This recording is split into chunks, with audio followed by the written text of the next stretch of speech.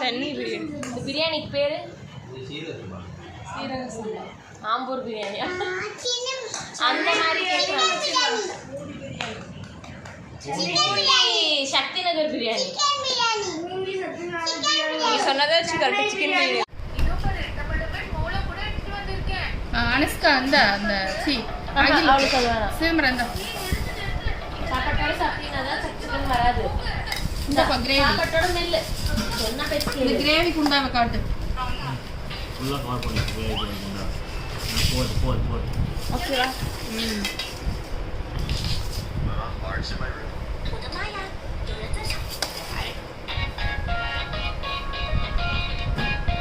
இரு அவனுக்கு தயிரே முடியாது சூடாக.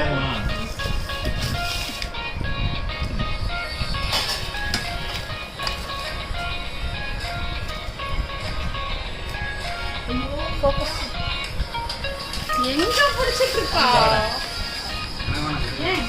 தயிர் அவ்வளோதான்.